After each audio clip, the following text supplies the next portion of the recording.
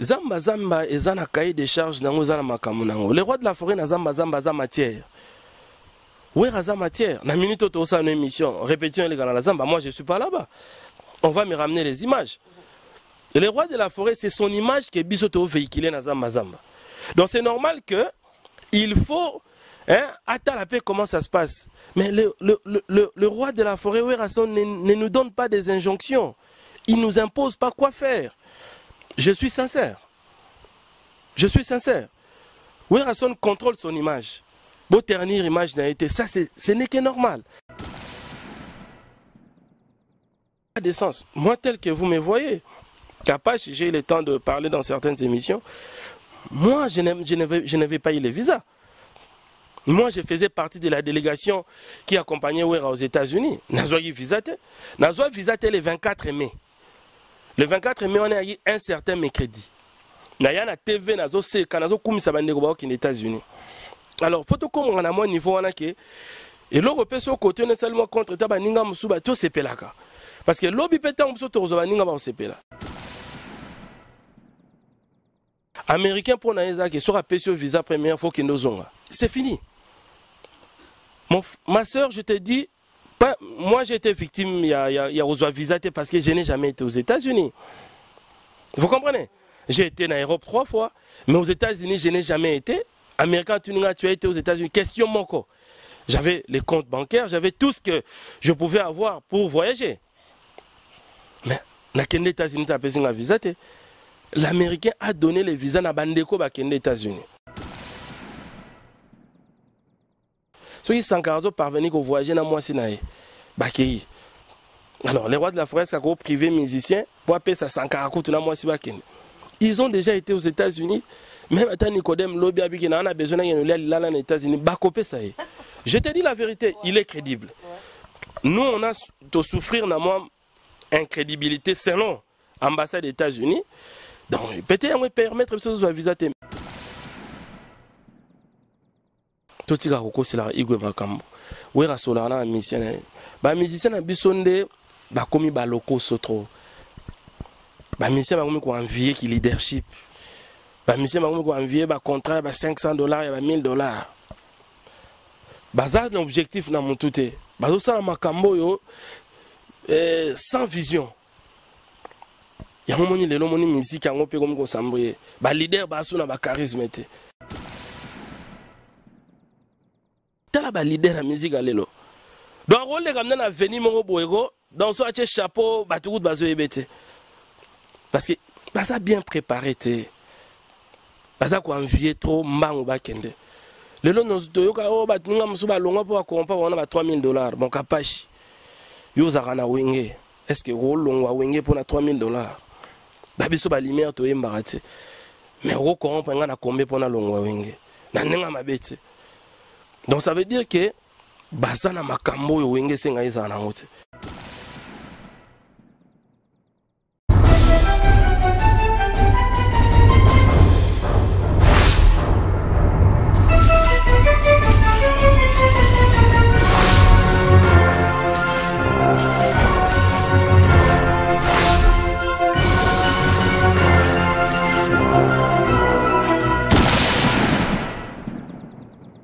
Mais Tobandina, on a Trésor Lumière, Zamba Zamba. Tout le monde a question est allié. Et puis, dans le mbango, on est allié, Wenge musique à maison, parce que yepé, Kizake pour la maman bébé, à l'élise à Balopeso, à finir maman, papa Batou, nga en tout cas, na oka kena ngote, mais quand vous s'en pour la talapé en ngote, mais na évité sur les alarmes, ni mambo, qui Wenge Kaka et journaliste, Zamba Zamba, pourquoi? Bonsoir, Trésor Lumière. Bonsoir Cynthia Kapash, balobi deux fois te. Tozobenge mikolo la Megan. Otuna pona nini? Tamwa na nzela gisa sokuta na yo so pose faire. Cynthia Kapash, merci tozawa. Oui, Gaillard, Wenge Lingi. Non, ça veut dire que on est bien hein? Avec Wera, on est bien. Donc c'est ça quoi. Avec Wera toi bien. Deni ba pona ka ona no pona émission Zamba Zamba zayo mondo yaki to pour ba critique na opezara et mo ebele ne bande ba to pesa ka opena chance. Vraiment tu as bien dit au fait na pona mate. Na zate ke bazwanga ou bangajanga pona comme présentateur et émission Zamba Zamba. Rapidement hein. En fait zamba zamba za concept moko yai ko accompagner concept moko déjà wera bandaka sans poteau wera déjà na Canal 5 à l'époque surtout ba étudiant na IFASIC tu as rappelé au ça la stage na Canal 5 tout ça on a déjà que wera za na émission na moko l'extra ba rep na l'extra ba rep na so répété logo yate ka ba rep wera bon tout en étant étudiant tandis que boula on habite so on a vidé il faut na comme ça wera moins grand. Parce que Wera est tellement vaste, on ne peut pas faire une émission de Wera pour limiter Wera à la répétition. Le temps qu'on a vidé Boé, l'opportunité s'est présentée. Dans Afrique, à l'époque, Africa FM, na radio, Wera parlait na poto. Na monib nabi. À l'époque, monib a idemse. Demse, na idem au Boé. Na telle émission moi, oui, ya Wera les gars, na Canal 5, bachaka barep. Maintenant, na boule pendant ça là, une émission. Il y a une émission qui est la marque à Caribou Variété, marque émission musique, mais et le Belara Wera. Donc, tout limité à Wera, on a répété, mais tout l'axe à Wera, grandeur, on a une activité, ça, ça là. Mon niveau non, il n'y a pas de problème. Si tu as l'idée, tu peux commencer. Parce que Wera presse pas dans la Kingté, à la poto, mais commence. So presse à être terminé tout ça là. Réponse à mon niveau, on est encourageant. Il y a pas en Afrique. Il y a pas ancienne. Oui, dans les cas. En Afrique, na FM, na proposé à l'époque, il y avait un directeur de programme, si je me rappelle, comme on a dit, Semben Ngouma. Na proposé à Bino, il est bientôt Meka. Et on a commencé en Afrique, l'aventure est bandit, oui, rapagine na poto. Na bandi, mais entre-temps, son émission qui diffusait ses répétitions passait dans Canal 5. Mais si vous zamba comme aux audiences, mongo, moi j'ai commencé avec les archives parce que Wenge n'était pas à Kinshasa, il y a un concert à Kala, il y a un stade des martyrs, il y a une audience à dégâts. Et jour Moro, et le témoignage partout dans les grands salles, il y a un appel Moro. Il y a mon amour aussi. Appel Wane Kota, ah, tout n'est pas bien. Est-ce que les miens ont eu un tabengio? Ah non, il y a un bâtin. Il y a un mampata. Mampata, bien bizarre, ma pasteur mampata. Oui, il y a un ngabi mère na yebi yaka nda ulobi nakenda mampata félicité ngabi mais oyaka nda kutendeni comment non te connais donc mi bandela kinayo sans coup ba futa yo sans coup to kuta nangia ma o mi bandela ina oka sans coup to makambo en tant que fanatique ya orchestre bonache qui fanatique journalistique donc to gena on a joana na banda kutu makambo sans que wera yeba la seule personne qui était informée c'était mon ip. Mais après ça, moins information, hein. Donc, tu peux commencer presque pas à la quinte. Mampa ta benginga, encourager ngabi. Tout le monde a journaliste, moussous bayaka, mais yo coup tozo le bela Noël, tozo le bela presse ou yakate. Ngabi na bi mère na bi que presse à la quinte. Moi na yeza quitté. Bon, en tout cas on t'encourage, mais na bi c'est déjà presse makamuna yo, na beng pe presse na bi si presse abi na retour. Mais mamba ta côte ça le bourg na poche avait 120 €. Dans le barango chaque fois un garçon slim sur le talabiso bien héros dollar on connaissait mais bon héros ya liboso na mona na vie on tapait ça en mambata 20 €. Absinga bon courage nga pena uti voyage mais na moni pena que na tali moi koko so na maman ba baby lamba ba nini mais so dans a besoin aucune émission il faut qu'il na toison ba pesa robilamba. Oui, à l'époque, jeune étudiant, au Videnchik, donc support et été. Luka chemise à Tombola, yaka nango TV donc na ebisi au boulot à la gué. Timam pas tapena yoko tabak makamba habité. Il faut qu'il y ait un toison, va ça. Bandagi na mo qui toison. Avant émission, va pesinga bilamba. Ti président voyé. Va présenter un peu pas prise. Président nga seti na likolo, va pesinga mota bien, vous encourager. Ugande ya lubaka. Vous encourager, c'est bon. Mais mon tuto pour Angela Hugo a avancé. Si vous avez les pieds sur terre, vous avancez. Né à partir de Wana, les rois de la forêt au Boma sans poteau. Habité, boule là, bien. Faut que tu Boma sans poteau, tous Waïda sans poteau, tu côte sans chez. Vous comprenez? Tu côte sans chez et ça la sikoyo zamba zamba. Alors moi j'avais commencé, mais nga na iga un esprit tout le solo mais corps nzoto pena mutayo la tsango le roi de la forêt tango ya pesi makambo pesi stratégie na longwe pa Afrika na ye télé 7 na télé 7 ndeb na makambo to ekenda ti ba RTG ati est comme singa gayar nengo lobi boy pona banda dimi capacité yebi ba forme écoute dis-moi donc comment pas t'as la raison on a émission nzanza ya modèle wana émission mampata na ebité na rolo banini donc mampata pena pesara pena makambo ti le oto nga jour mona fandi voisin na moi trésor e gayar tronga bia tika mambo nga mama munene kubolo barate parce que tant on a qui dimi batu baso critiquer dimi wana et garçon wa konda ce qu'on a munene maman critiquer son munene botika ngane na boy donc mama munene to ça na ngane to na boy donc voilà moi poto petit ba tiba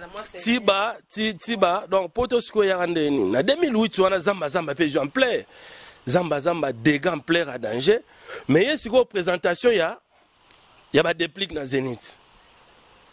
Si on a présentation ba déplique na Zénith, les rois de la forêt aux Yves Abdallah qui n'est poto.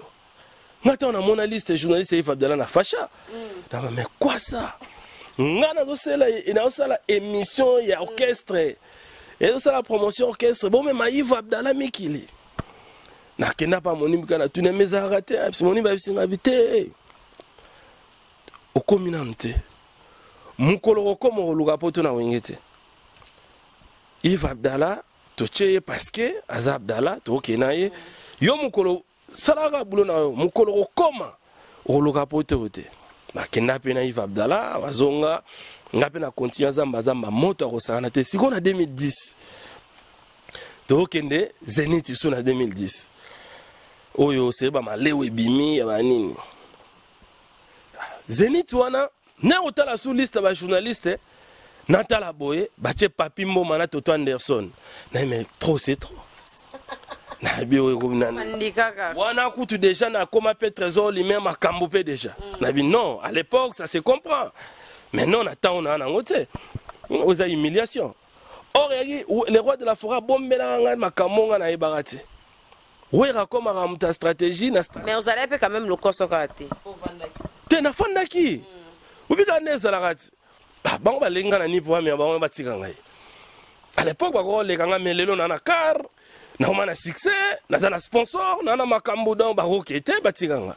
Oh les rois de la forêt a bombela nga surprise jo mo benga bi lumière ba yipe na monibga uzala passeport na ngabi na ngoya na ngosiko ngabi bazoti mati nga na ngwanzu to na kena ebite na koma boye na sol déjà na luzolo na bralima yo foke na monib na bralima sikoyo yozo kena ko ozo kende comme équipe d'avance na bato bralima non to tika baje moi qui n'étais même pas sur la liste je ne savais même pas que je pouvais aller en Europe et on me dit que fona kena bato bralima comme équipe d'avance to nous préparer événement to koma na bralima na kutana luzolo le Zolo Patali, oui, il a un bon contrat ici, chez nous. Mais on n'a pas confiance. Est-ce qu'il y a qui m'en a pototé? Il faut acte d'engagement, Moroboé. Au bino wenge, bosala, les garçons, qui m'a parce qu'il y a un compte à Bralima. Donc, sur qui m'a dit que Bralima n'a pas d'ambassade de réputation et baby. Tous on pas les rois de la forêt, ça la acte d'engagement. Place dans mon âme, n'a que Wera. Na habité bon na habité mukinde to keneme babiso na za devant caméra na habité un jour so na oloba mabe wera te oloba trésor na lobi pourquoi talaka siko mutoyo okenda à l'époque voyage moko na kenda na vina ngeza Braza puis Braza on a kenda na masuwa mais non je dis la vérité na kenda na canon rapidité Braza ya masuwa donc kota masuwa kende le seul voyage na sala na vie c'est le deuxième voyage oya osala voyage à poto ke wera ndimi ko sala acte d'engagement ke garçon na mona ka okenda kozonga basala acte d'engagement na kenda na passeport na acte d'engagement na Bralima ba signa pas passeport et quota 4 jours après visé bima visé sans empreinte.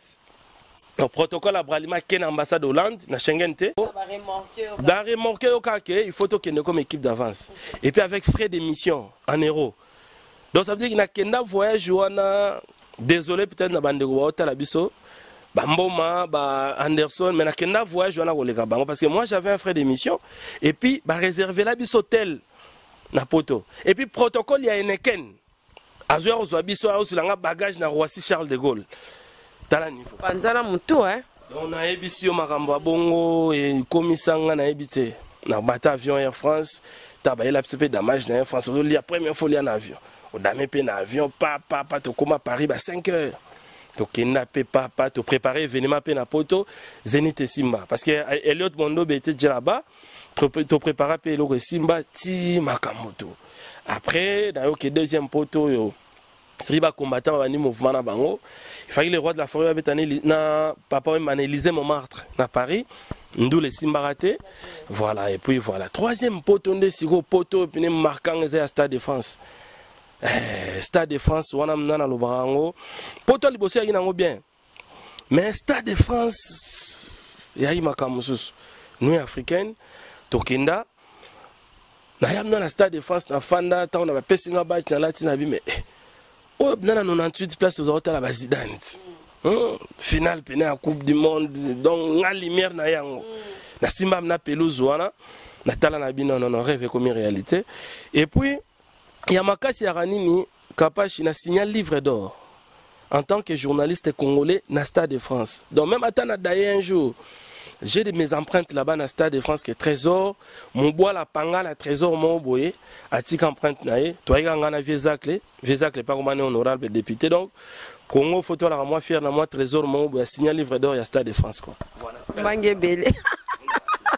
Bangebele toujours et pasuka. Mais si ko to moi synthèse ya Kium Vitey de balobaka trésor lumière siko yo mo lobi igwe de la forêt motema malamu lobi wana mapata mais tout ezana tamoro boye ba oti ko akizio na moi malhonnêteté na moi motema mabe ko expliquer par rapport à artiste on dirait au côté na sentir ba boma artiste na kata mouvement non au monisco kapashi biso tozana makambo yo batu musu ba na ngote ça veut dire quoi moi l'émission que j'ai faite, moi je m'occupe de tous les problèmes qui se passent dans le groupe. Et à la positif et à la négatif. En fait, c'est une émission Oyo, Ezola qui saba fanatique, ya wenge musique à maison mère. Qu'est-ce qui se passe dans l'orchestre? À l'époque, tu sais quoi, acquisé ba leader trop. Au monde arabe musicien moi longo à l'égina TV, leader wana za fo, a foot arabi zote, amuta mabe. Mais Zamba sigo rôle nango ya laki makambo wana foisila. Donc tous ont révélé déjà artistes et musiciens tant aux orchestre ou sali déjà des fautes révélées. Ce n'est pas seulement pour les musiciens qui quittent. Na hebte kapashi na bandeko batala so batala zamba za moi tribune mon boy. Hein? Donc ça veut dire que les musiciens à déconner dans la 4 orchestres saute les gina zamba to sola na yo ça y boy pour na nité en tout cas. Est-ce que le problème avec l'Obeso c'était pour comment? Non, avec l'Obeso na kamo apene ndeko nanga amplifier makam na niveau na. L'Obeso nanga na yo to yebi à sa l'émission pour pas tuer les filles à déconner là orchestre ya évolué aka. Il y a regrettar que émission les actions montent. Non mais yo émission est na YouTube tilelo yo otala ngobete. Et on a YouTube tilelo. Il faut aller revoir la vidéo. L'Obeso abomi orchestre ça là. Ande onanga. Wenge musique à maison mère za patrimoine. Babiso ba trésor lumière to suivi na wenge musique à maison mère. Bandeko musuto kotanga ba komote ba suivi na wenge musique à maison mère.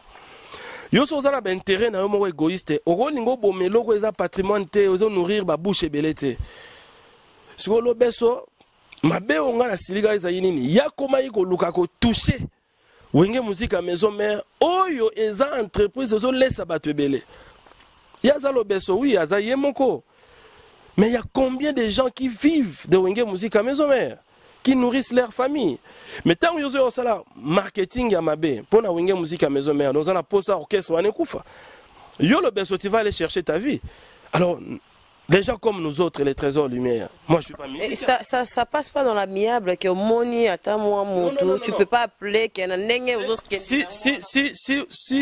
si vous regardez la vidéo que j'avais faite la première fois, tant on a laissé l'image à l'Obeso, je l'avais fait nenge tout ça n'a pas musicien tout.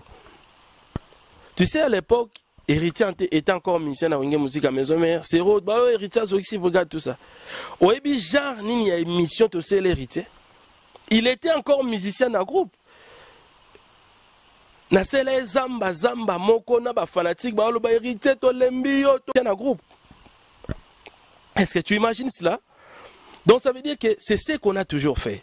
So musicien mora se comporter ma ben zamba zamba to traitaka ba musicien ndengwana. Et avec l'Obeso c'était pareil parce que yé par na winga yé ba yezara ndengwana.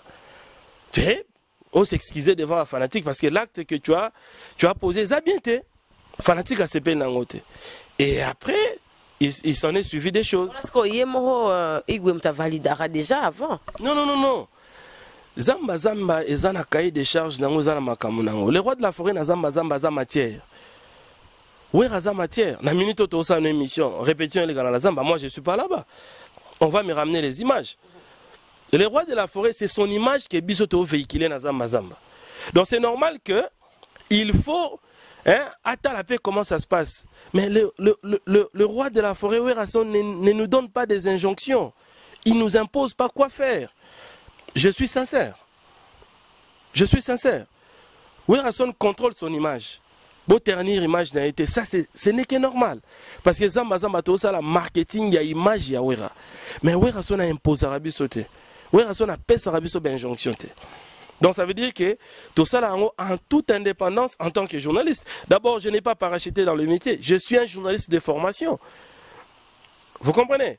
Donc, en toute liberté, mais tout en respectant la vision de Werrason et de Wenge Musique à Maison Mère. Voilà. Merci en tout cas. Deux abonnés là, tu charges. On pose une question. Oui, le problème avec Olivier. Au balongwa qui n'a clé tout le monde a lettre manque auto circuler pardon message manque auto circuler na ba page non quand on mingité parce que na zio moto na RTGA ouais lettre wana ezaki ya solo ki azo senga azonga to ezaka kake nenga ka ezalela non iko pena boya solo te to za honnête ngape na yoki on est bino même bata wenge pe bazo yoka on est bino omoni le roi de la forêt aux États-Unis a commis jeudi toi il est en aéroport. Vendredi à Pémi, samedi à Guinée équatoriale, à Outozong à mardi. Donc je pense que toujours quand on regarde mon abino, on n'a même pas eu le temps, même bande quoi bureau, baf statuer quand on a toujours quand on demande mon bino pe ozolo bande toujours quand. Donc si tel est le cas, je pense que bureau est allé et que statuer kanaé et puis les phénomènes azana. Mais si tel est le cas, parce que en tout cas, en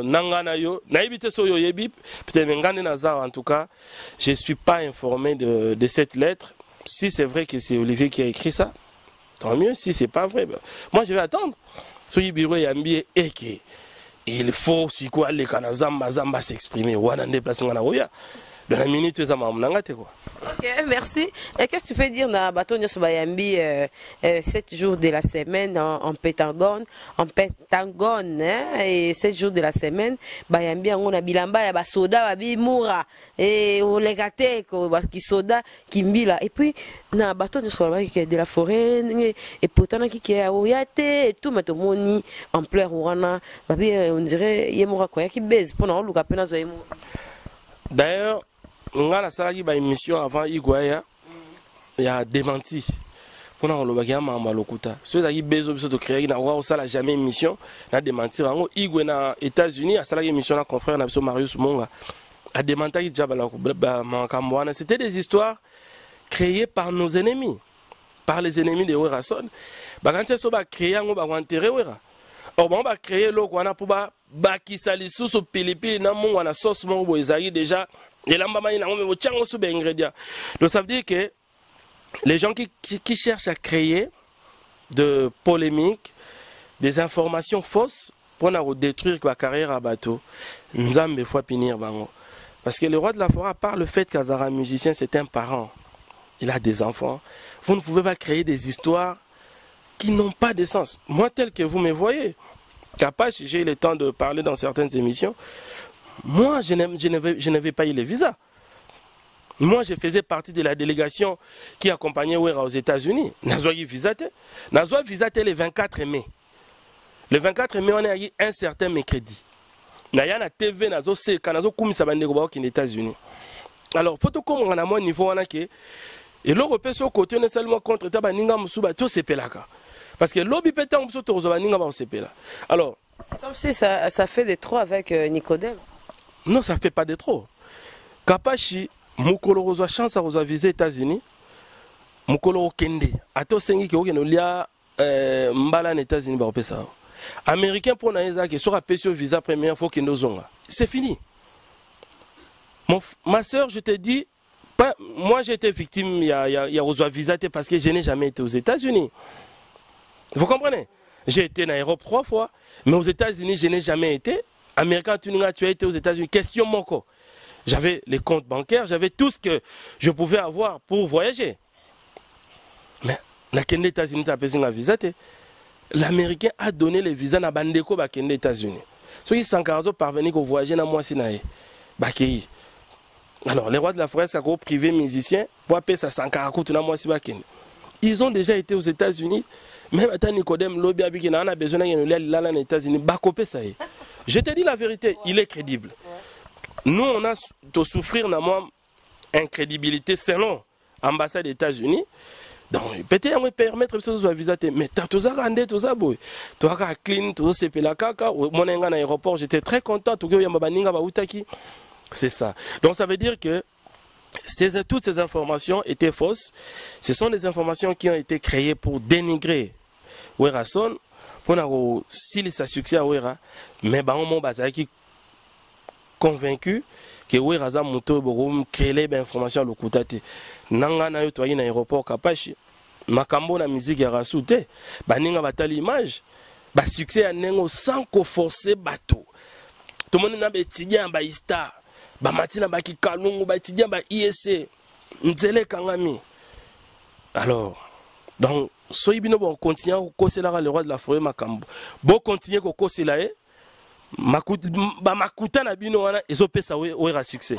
En général, Makuta. Makuta na bango wana ezopesa wera succès quoi. OK. Merci en tout cas, on va vers la fin, mais qu'est-ce qui ne va pas aussi au sein du groupe Wenge Musica Maison Mère parce qu'on parle toujours que wera bablo mususu pa yebaraté ezarara les on dit pe on des osala pekaka ezopanza mouvement. Qu'est-ce qui se passe? Point de vue non. Non, les ondes des athées. Musicien nyonso waza musicien na Wenge Musica Maison Mère asola na wera. Wera c'est un artiste et musicien très humble. Il collabore avec ses musiciens à Solarana Bango. Son musicien le bamna ke wera permet absolument kutana ete to solana ete wana okosi. Okosi. Na pesi yote. Moi passé nanga, moi qui ne connaissais même pas wera mais même pas ta benganga na ndako. La femme de wera. Alors yemo wera. Totika okosi la igwe makambo. Wera Solarana musicien.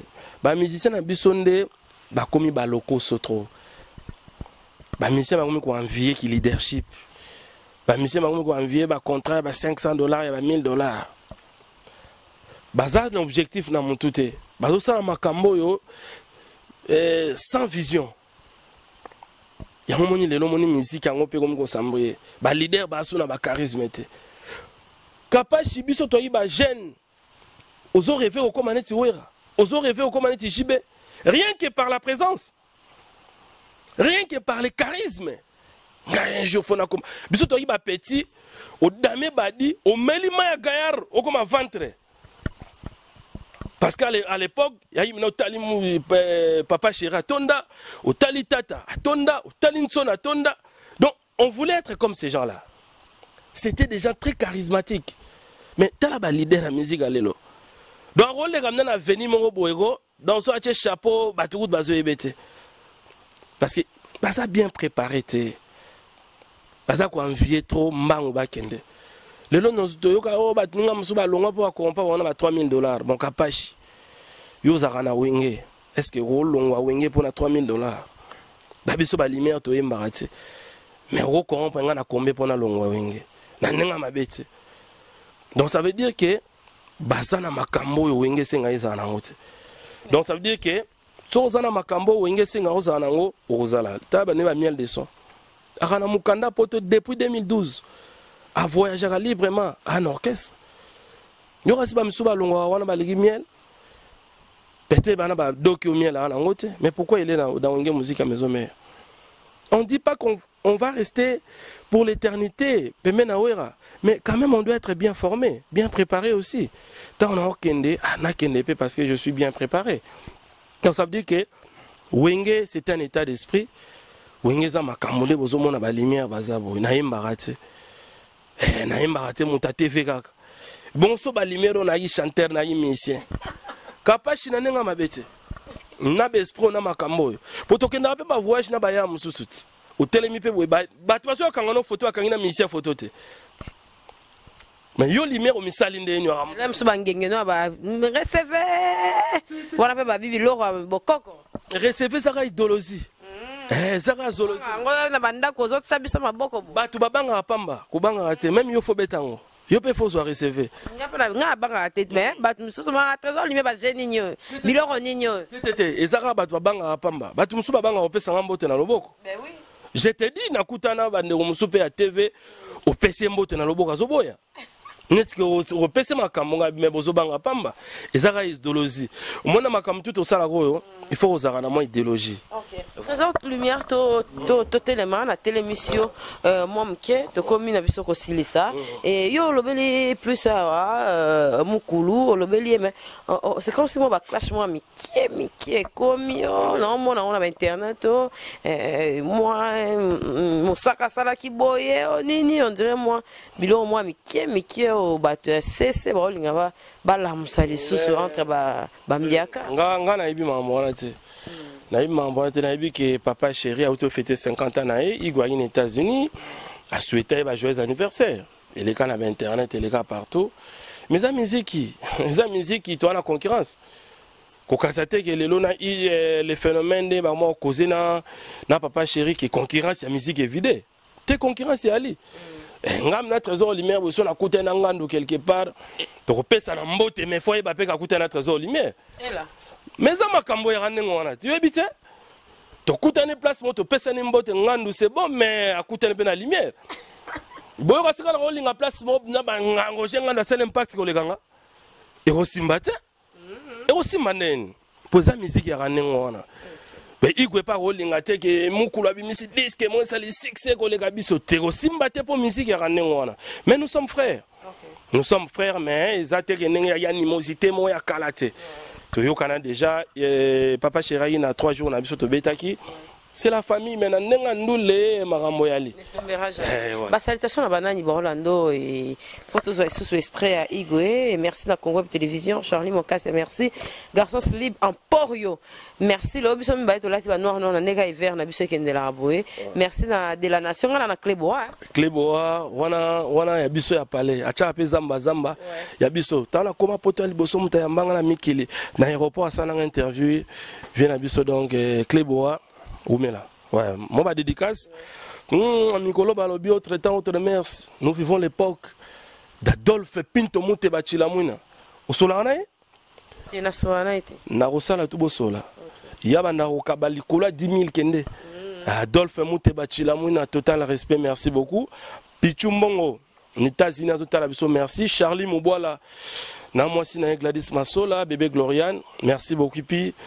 Biro Nanga Kinshasa, vite fait donc Darion Toto Bajiga, et puis maman Bertina Fofola portugaise, la maman de Trésiana Maravi, il y a Donna Monica, merci beaucoup, Papi Maïmona, Banderoto Bomoniawa, merci beaucoup, mais Cynthia Kapash, continue. Et Megan aux Otambola, Nangoan est un nouveau modèle. Megan est un nouveau modèle. Bon ça la paix songi te. Moni moi na moi si on a bien depuis bandagi. J'ai la bouche aux oyoka. Na bien denga bandagi. Les le soit payé par méga nouveau modèle. Basi mon sou bon nona. Bon moi c'est la moana batu. Botika. Basi bazorate wana. Bazorate. Bo kota mabala ti bo linga mi bala batu bo lemba botika moana batu moke. Arenya na Kinshasa en tout cas na moni voiture na sepeli. Ozaka na ligne ba trésor lumière parce que biso to bimisa ba hors série. To bimisa ba voiture ba Lionel Messi. To bimisa sou mambo ba Cristiano ba tambo na ngoko Mikolo donc aux amours na moi c'est le bosso TV bimisi hors série. Oyo zui pa ya tata ya batute. Mozio na musana. Tout ça. Ozio pas tata batute. Oboyi ko kota mno ke no linga mobala batu. Moi si wana mo lugala kelo mabete. Ozui pena ozui na voiture na musala na yo. Donc merci beaucoup, félicitations. Continuez à lire. Merci en tout cas, Trésor Linière. Par la bise, combo. Darion Toto. Deux fois, tu sais. Babillé avant la salle à Makamutu et Foisala. Darion Toto. Après, ça, moi rouge, son amélion, ma baby. Donc, des awa. autant le nombre de vies au sein de l'émission. Mais le roi peut le faire Chilamouina, donc on a vu que Adolphe Chilamouina Mouteba. Il y a un qui est en bongo. Na bi qu'après Megan nem so ko lo baté. Asili qui a pesé l'homme sous. Tozongi sous likolo. Et loko yo ponanga ya pesio. Tozonga sous. Et loko yo ponanga ya pesio ya za musique. Kapashi ne to koti da makambo ba bige mutu na biso mna to sele kirina biso na bakapashi. Bon comprendre. Des fois. Merci Lumière en tout cas mon casson on peut salinga bien. On peut trésor Lumière na sepe na on peut mingi hein. On a bisio sko kapashi toi ba misiente. Toi ba misiente metala. Bon so ina. Bendaka. So ina indule man. Mon kapashi donc weza wenge. C'est di wenge. Nde yo peto mon ba dorete. Tenga kenda da mabe. Ozomona ba dorete. Ozana ki wenge. Ozana makambo biso tozolinga yango tobiki tosali muziki na biso na muziki ofoza na mutabi on na face bien on na makambo bien on na bakara bien muziki ba jaloute bato bazanga ba osaki jaloute boy muziki bato bien kapashi muziki bali nzanzate to boy muziki o la bouche donc to boy kutu muziki bato bazanga muziki bato balaka bien ba chera bien ba na bakara ba joie bien ba tonto boye muziki na biso yango wana bakapashi kalate premier anniversaire. Ok. Kitoko, en tout cas, merci Trésor Lumière. Bana la Zamba Zamba. Et Bana la Zamba. Zamba. Na kangisi yango. En tout cas, merci tous qui à RTGA. Tous vraiment na RTGA. Tous ces émissions na bisoto banda qui ont awa. Na plateau RTGA. Na banda qui ont kitoko. Na succès kitoko. Bana wenge zeka pona koyambela bino Trésor à s'expliquer pour to yo qui est pena moi nous nous belé. Boyo qui à répondre. Et ça lui pena bien merci na Congo télévision mobimba. Et papi mande qui est Maurice Gigandou Jacques Mpiana. Wana bampakana nga yakuna. Ba simbi régie. Poto mona na merci na Charlie Mokasia. Bodo Sita. Président Chabani Record, écoute donc Mutandaku pe kanamite na ozasu igwe intégralité donc auto betara na boulevard du 30 juin awa na bashege il y a 2 ans passés na la musaisu igwe to sura sous mamba 7 jours de la semaine et là c'est notre Trésor Lumière azo on a pas expliquer sur DVD ezote comment non ba DVD ça la victoire hein na rond-point victoire. Yemoro Igwasagi lancement officiel, bon monaki, ma DVD comme partout, et puis les rois de la forêt beti musique yo so beta malelo. La musique elle là sur kit. On pas anglais té Igwa ken soka likolo na we are the world. A somanda aux États-Unis s'il te plaît. Ba misu bala na hôtel.